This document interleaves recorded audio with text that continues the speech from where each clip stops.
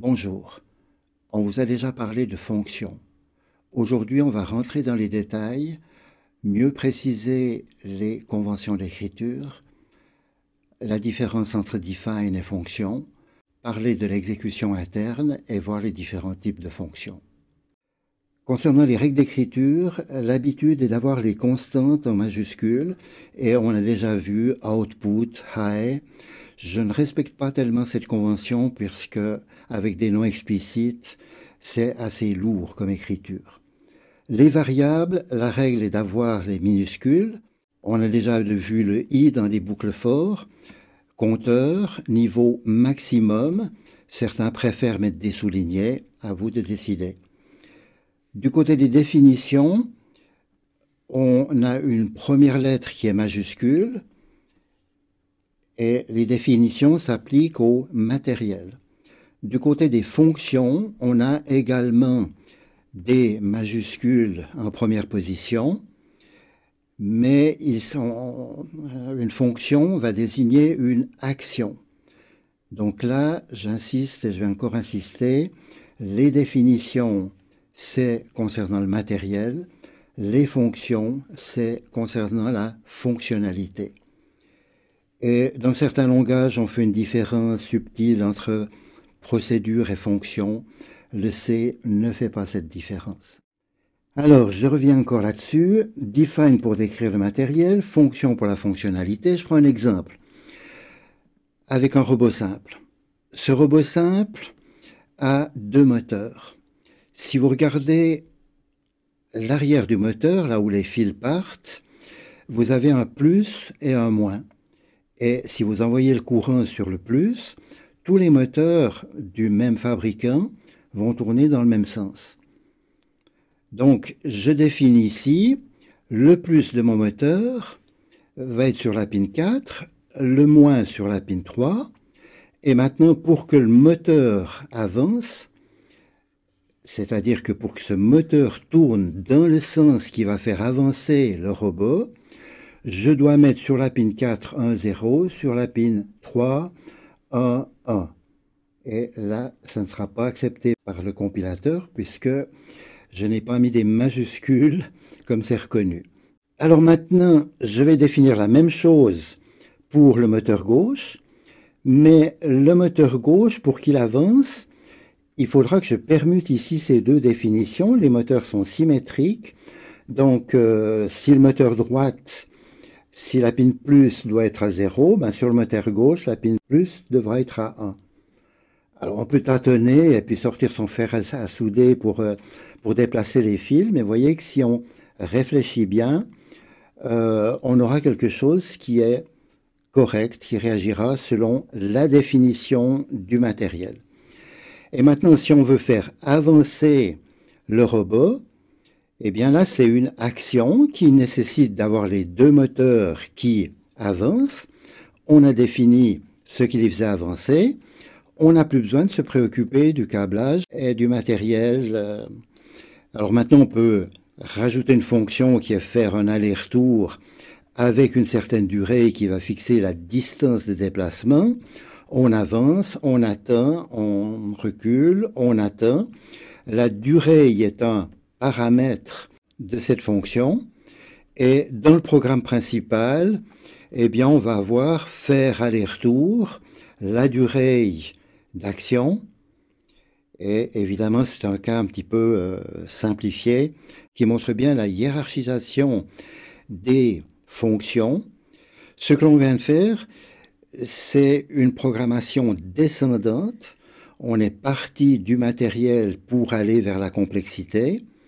Dans les cas réels, on se préoccupe d'abord de l'application, de son cahier des charges, de la structure du programme principal, des appels système que l'on va utiliser qui eux-mêmes vont faire des appels à des fonctions plus simples qui vont s'appuyer sur le matériel. Donc top-down ou bottom-up, ce sont les deux options. Comment est-ce que ça marche de façon interne? Le programme a été mémorisé en mémoire et vous avez un compteur d'adresse, le PC, qui pointe l'instruction qui va être exécutée.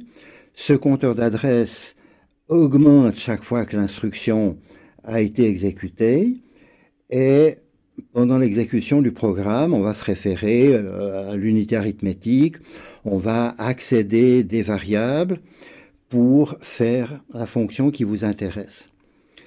Vous tombez sur une instruction qui va permettre de faire une boucle. En assembleur, ça s'appelle jump A1. L'effet de cette instruction, eh bien, ce sera de copier la valeur A1 qui se trouve dans l'instruction, dans le PC, qui va repartir à l'adresse 3A1 pour réexécuter la boucle.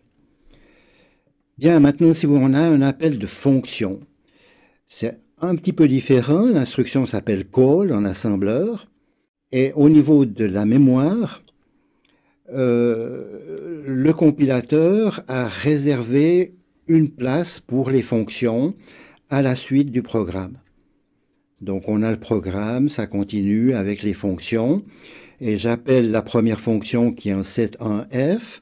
Donc le PC va être chargé par l'instruction 3F, donc va continuer son exécution en set 1F. Et maintenant, ce qui est important, c'est de retourner au programme principal. En assembleur, c'est l'instruction return, rut, qui est utilisée. Et à ce moment-là, comment est-ce qu'on sait où retourner? Donc, il y a une petite opération supplémentaire caractéristique du call, qui est de sauver dans le PC l'adresse de retour, qui sera 3A2, l'adresse suivante. Le PC augmente dès qu'il a lu l'instruction, donc on a sauvé l'instruction qu'il aurait exécutée autrement si ça n'était pas un call. Et l'instruction return va avoir pour effet de remettre le save PC dans le PC et l'exécution pourra continuer. Alors maintenant, dans chaque fonction, vous pouvez avoir besoin de variables. Et ici, vous pouvez être amené à utiliser la variable i qui occupera cette position. Vous pouvez avoir ici une autre fonction qui va elle aussi avoir besoin d'une variable compteur que j'appelle j, que j'appelle k, que je pourrais appeler i. Pourquoi réserver une autre position mémoire, une nouvelle position mémoire dans chaque fonction? Au moment où on accède ici cette variable j, on pourrait très bien aller accéder à cette même position mémoire qui avait utilisée par une autre fonction, puisqu'elle ne va pas s'exécuter en même temps. Donc on distingue les variables locales et les variables globales qui sont, elles, utilisées par le programme, définies au début du programme, alors que les variables locales sont définies au début des fonctions. Et maintenant, ce qui se passe encore, c'est que au moment où vous appelez une fonction, par exemple la fonction delay, il y a un paramètre qui est la durée du retard qui a été préparé dans le programme et dont la fonction aura besoin. Alors, ce paramètre, il peut être transféré comme une variable globale, il peut être transféré comme une variable locale, mais le paramètre qu'on met dans une fonction, on va le sauver avec l'adresse de retour dans ce qu'on appelle la pile dans le fond. Et cette pile avec le compteur d'adresse, c'est ce qui est préparé au moment de l'appel de la fonction pour que la fonction puisse travailler avec cet ensemble de données et revenir au programme en ayant éventuellement rajouté des données. Alors, prenons des exemples, en commençant par les choses les plus simples. Vous avez la fonction clignoter une fois. Vous l'appelez par clignote une fois. Il n'y a pas de paramètres qui vont être transférés sur la pile. La parenthèse est vide. Vous avez la fonction clignoter x fois. Là, vous avez un paramètre et il faut dire quel va être le nom de ce paramètre, mais c'est un nom local, c'est un nom uniquement utilisé là-dedans. Par contre, on a dû bien préciser quelle était la taille à réserver sur la pile pour transférer ce paramètre. Et quand on appelle, eh bien, on a clignoté tant de fois le paramètre une constante ou une variable, mais de type byte. Si on mettait un nombre trop grand ici, le compilateur devrait rouspéter. Ensuite, on peut avoir deux paramètres qui n'ont pas nécessairement le même type. On veut clignoter x fois avec une certaine période. Eh bien, on va donner le type byte pour le nombre de fois, le bit int pour la période, et on aura les deux paramètres. Et on pourra tester maintenant ce programme. Il faut toujours tester les fonctions quand on les a écrites avec une petite boucle.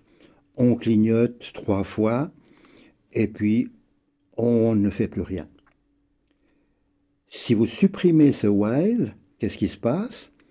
Vous clignotez 3 fois, vous clignotez 3 fois, vous clignotez 3 fois. Vous avez l'impression que votre programme est faux. Il faut ajouter un délai ici pour qu'après chaque clignotement 3 fois, eh bien, vous avez un espace qui vous permet de vérifier que quand se trouve le début de l'appel de la fonction. Alors maintenant, on peut avoir un paramètre en sortie, c'est-à-dire que la fonction a préparé, a calculé une valeur qui doit retourner au programme principal, et il faudra réserver de la place en mémoire, dire quel est ce résultat, et il peut y avoir des variables locales qu'il faudra déclarer. Alors un exemple pour illustrer les choses, là je m'appuie sur quelque chose qu'on avait déjà vu, lire le poussoir, lire un poussoir. On peut en faire une fonction. Ce qu'on lit, c'est poussoir activé, inactivé, c'est en fait une variable booléenne.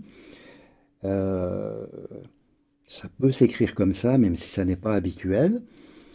Et puis, cette fonction va rendre l'état du poussoir, pressé, non pressé, et c'est l'instruction return, dans le fond, qui permet de signaler ce fait.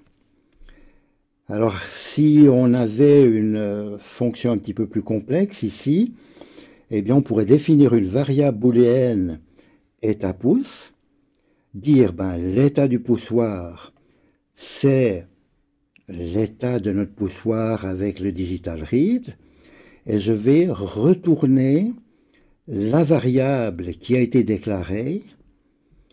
Donc c'est là qu'il faut bien y voir clair. On réserve de la place pour quelque chose qui va être retourné, qui sera du même type booléen, et on peut le déclarer, on peut déclarer une variable qui sera retournée, qui doit être naturellement du même type.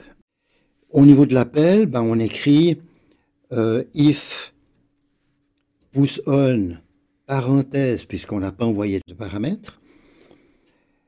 Mais vous vous souvenez du define, avec le define, il n'y a pas cette parenthèse. Le comportement sera exactement la même. Donc, au moment où vous appelez les actions, il faut bien savoir si elles ont été définies par un define ou par une fonction. Là, j'ai pris un exemple booléen qui est un petit peu inhabituel, mais c'était pour qu'on se raccroche à quelque chose de connu. L'exemple qu'on vous explique très souvent, c'est la multiplication, où on vous dit, vous voulez multiplier deux nombres A, B, et puis ça va donner un résultat. Alors, il faudra naturellement définir A égale 3, B égale 4, et dire quels sont leurs types.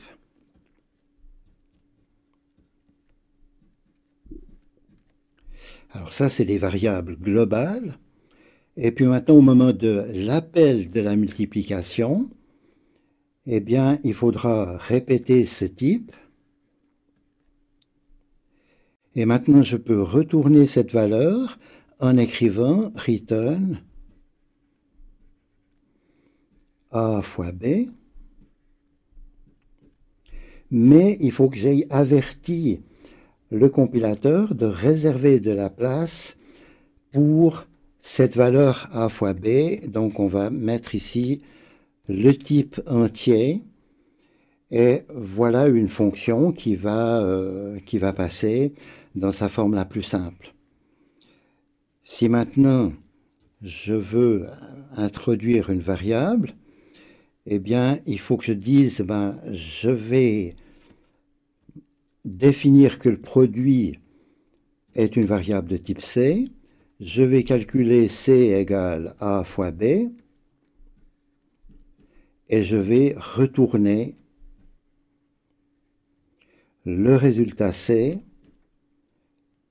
et terminer ma fonction. Bien, on a donc vu comment s'exécute une fonction et on a mis en évidence l'importance de définir des noms clairs, en français, en anglais, en mélange. Je crois que c'est très difficile de définir des noms clairs. Donc on va pouvoir maintenant utiliser les fonctions dans nos prochains exemples.